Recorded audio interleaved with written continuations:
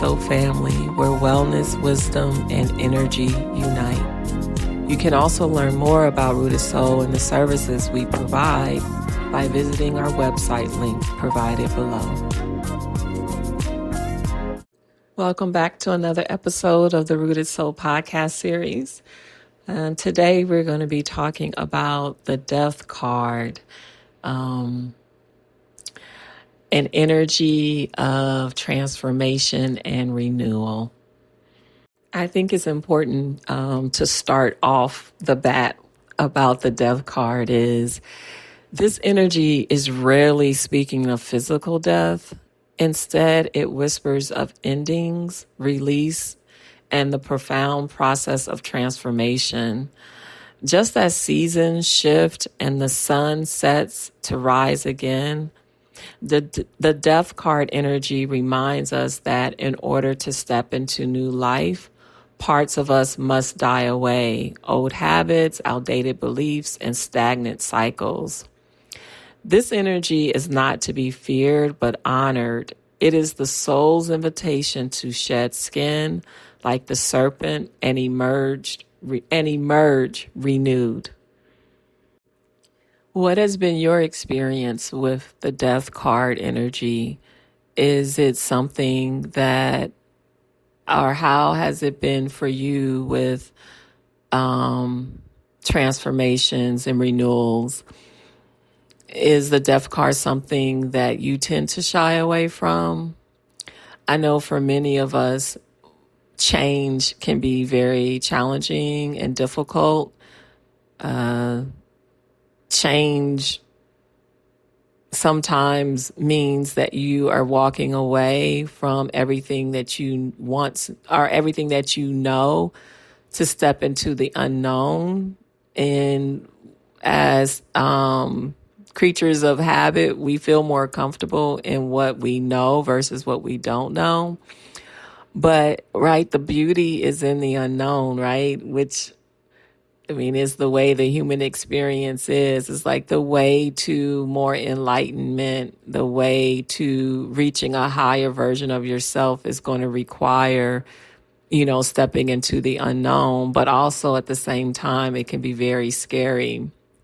And so if you have like wisdom thoughts or wisdom nuggets that you have gained on your journey or someone has shared with you around this process of transformation and renewal, I encourage you to share in the comment section. As I say, we are a community and we can learn and grow more by collective healing. And so please share in the comments your thoughts and reflections around this concept of transformation and renewal. I would say for me, most of my transformations and renewals have probably come from a place of stubbornness. When I think back in my younger years, a lot of times I don't even think I was really aware that I was going through like this energy of the Death card but more so and not even knowing that I'm resisting something because I'm shedding it, but more so of I am resisting it and being defiant and resisting it. And so then I'm going in this other direction. And because, in our younger years, a lot of us didn't have like the verbiage to use or the understanding of self. And so because of that, it can look very chaotic and unbalanced and like our emotions are all over the place. And so that's how most of my transformations and renewals have occurred in my younger years. But as I have aged in spiritual wisdom, and guidance from my elders and my ancestors, and incorporating or returning back to my African spirituality practices, indigenous ways, I now can see when, like, I'm more aware of when this process is happening. But I don't know for you, guys who are like, wiser and have lived through a lot of things, but I can say for me, I still struggle when I transition from a known to an unknown. I still get scared when my spirit tells me, okay, we're ready for this to end and to start this. And it can be scary. But the difference is now, because of the spiritual wisdom and guidance and feeling my ancestors with me, protecting me, and my spirit guides and soul group with me, and feeling aligned with the universe, I I am able to trust into that and lean into that and take the leap um, with the fear. So like I move with the fear of it, but still take the leap of the shedding and renewal. So when this energy is open and freely moving through you, you can kind of see this cycle when you go through the cycle of life, meaning the cycle around the sun, and you look back, like you can see a progression like of change and evolving. You tend to be open to new experiences, and it's not difficult for you. Well, I don't want to say it's not difficult, because I still think things can be difficult, but we still do them. So not so much that it's not difficult, like where it still may be a challenge or it still may be an emotional experience for you, but more so not difficult, meaning like you will go through with it, right? So you will go through with a ending of something for something new to begin in your life. And when you look or you take inventory of your life, rather if it's like a birthday cycle around and you reflect on the past year, or like a certain span of time, like you can see this progression happening. And so because of that, you can kind of testify or bear witness to like these things that have occurred in your life because of that. So that's kind of like how you know that this energy is flowing in you. Like you're open to endings and beginnings. You're open to change. You're open to shadow work. You're open to transformation and renewal. You are comfortable with shedding things. And again, when I say comfortable, I mean it in a way like, even if it's uncomfortable to do it, like you're still going to do it. That's what I mean. So signs of blockage in death energy: when the transformative energy of the death card is blocked, you may notice things like resistance to change, clinging to the familiar even when it causes suffering, fear of endings, whether in relationships, jobs, or personal identity, emotional stagnation, feeling stuck or unable to grow, avoidance of grief, shadow work, or uncomfortable truths. Blocked death energy can feel like being trapped in limbo, wanting newness but unable to release the old. So the spiritual lesson of the death card is the death card teaches us that endings are sacred. Transformation is the gateway to freedom. By allowing what no longer serves us to fall away, we create fertile soil for new beginnings. Death reminds us that our spirit cannot expand if we cling to expired cycles. Surrender becomes the path to liberation. And so the lesson in this is transformation requires trust, trusting the process. I say this often in my work. You got to trust the process. You got to trust that your way knows the way. You got to trust your intuition. And so that allows us to trust the unknown, because the more we trust our intuition, the more we allow our intuition to take us into unknowns, and then those unknowns become known, but then the intuition says it's time to go into the unknown again, but we're able to trust that. And so trusting that rebirth always follows release. So when we talk about the correspondence to the death card energy, the death card aligns with Scorpio. And, sometimes like I don't know if you guys have noticed this, but I feel like in the entertainment industry, oftentimes they pigeonhole Scorpio energy a certain way, right? Like they are dark and are overly sexual. Like there's just, I don't know. Sometimes I've noticed that. I don't know if you guys have noticed that, but Scorpio energy is, and I call it the like the rumbling water energy. It's a warmer, like the hot springs. It's a intense water, but sometimes we need that intense water. Warmer water is very therapeutic and healing, and so the Scorpio is a correspondent that aligns with the death card because the sign of death and mystery and rebirth. Scorpio is ruled by Pluto, and we know that Pluto has to do with transformation, and Pluto has to do with like big transformations that can happen, not just in one's life, but like in a community or a country and etc.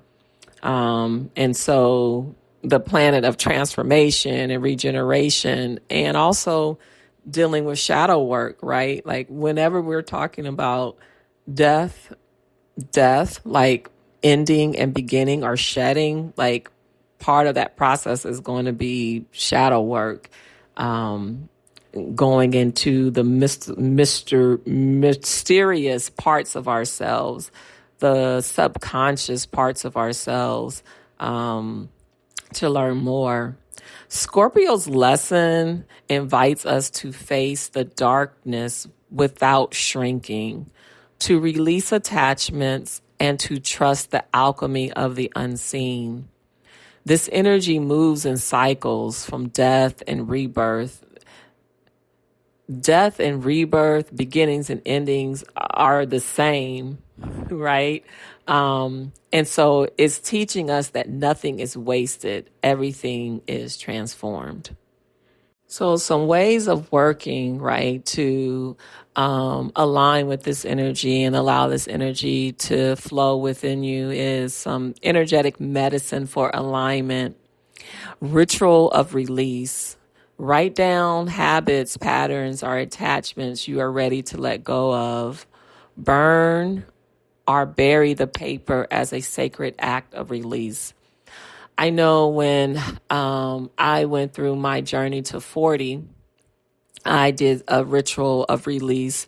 I didn't do the burning or burying, but I did the balloons where I wrote down like the things that I wanted to let go of, and I tied them to the balloons and watched the balloons fly away with it.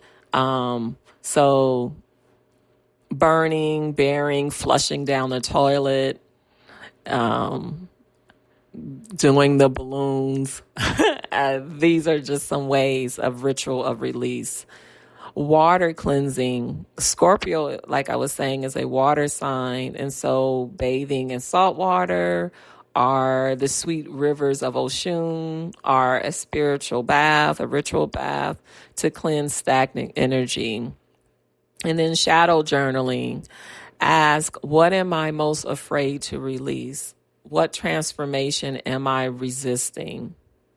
So those are some energetic medicines that you can do to align with this energy. Some herbs and plant allies. Plants that honor death and rebirth energy. Mugwort It supports shadow work, dream work, and spiritual vision. Sage is a purification and clearing space for renewal. Rosemary, protection and ancestral connection during transition. And then marigold, which is associated with the underworld, helps guide release with warmth and light.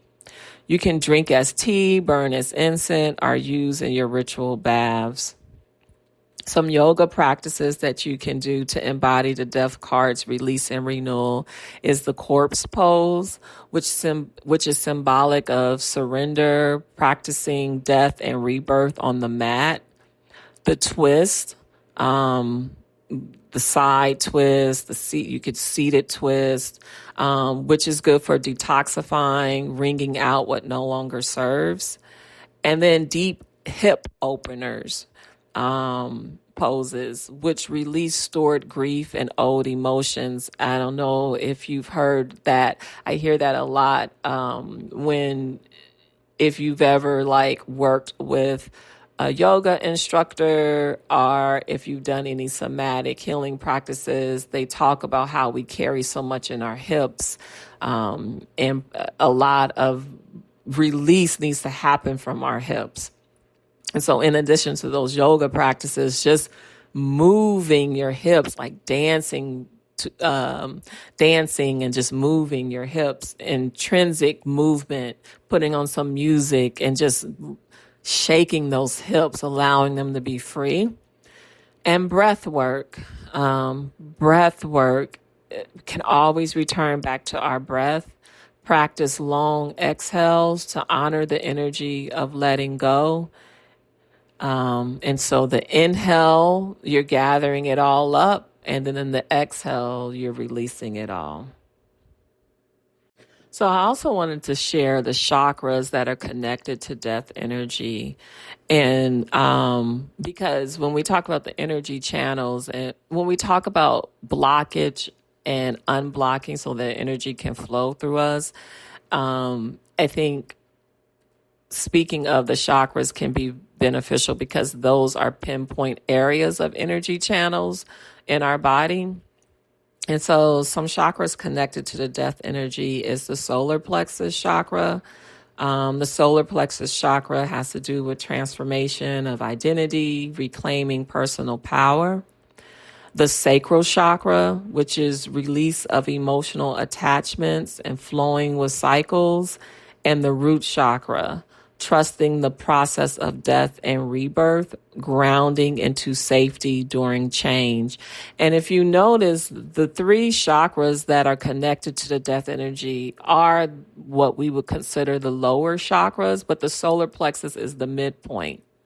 Meaning the solar plexus, when we have a healthy solar plexus, we're able to move from our lower chakras to our higher chakras. And so it allows this flow of where our higher self, the part where we can get the downloads from our ancestors, from our spiritual guides, soul group, from universal conscious source, the greater scheme of things, right? And allow it to come down the channel to the solar plexus, where the solar plexus is dealing with the things on the ground, actually living this human experience, and where they can read those two can reason together. Those two energies can reason together so that we can make sense of something from a place of order, balance, and harmony.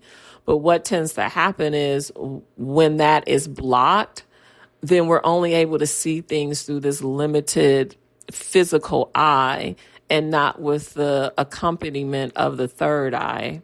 And so if you can kind of visualize that or see that as far as the chakras are concerned, how the lower chakras are a sign, not a sign, but connected to the death energy, and why it's important for those to be free and open.